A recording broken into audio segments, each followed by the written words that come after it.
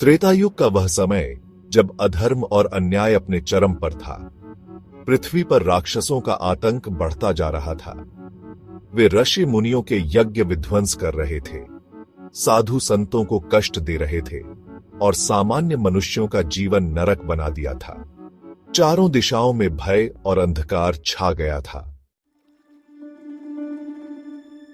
पृथ्वी माता, जो सजीव मानी जाती है, इस पीड़ा को सहन न कर सकी। वे एक गाय का रूप धारण कर ब्रह्मा जी के पास पहुंची। वे बोली, हे ब्रह्मादेव, मैं पीड़ा से व्याकुल हूं।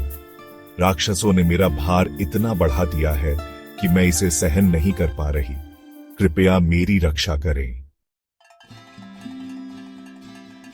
ब्रह्मा जी ने पृथ्वी माता को सांत्वना दी और सभी देवताओं को साथ लेकर भगवान विष्णु की शरण में पहुंचे।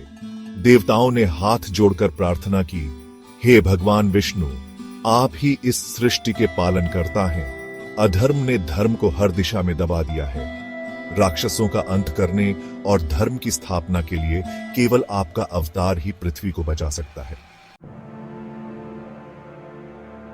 भगवान विष्णु ने सभी को आश्वस्त किया और कहा, अब मैं स्वयं पृथ्वी पर अवतार लूंगा, राक्षसों का नाश करूंगा और धर्म की स्थापना करूंगा। मैं अयोध्या के राजा दशरथ के घर पुत्र रूप में जन्म लूंगा। मेरी यह लीला मानव जाति के लिए धर्म, मर्यादा और सत्य का आदर्श बनेगी।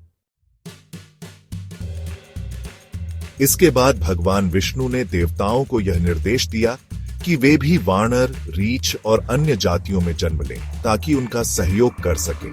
इस प्रकार रामायण की महान कथा की शुरुआत हुई। यह केवल एक कहानी नहीं, बल्कि सत्य, धर्म और मर्यादा का प्रतीक है, जो हमें सही मार्ग पर चलने की प्रेरणा देती है। तो ऐसे आरंभ हुआ रामायण का अद्भुत युग, जिसमें भगवान विष्णु ने मानव रूप में जन्म लेकर धर्म और सत्य की स्थापना की। अगले भाग में हम जानेंगे कि कैसे राजा दशरथ को भगवान राम जैसे पुत्र प्राप्त हुए। जुड़े रहिए।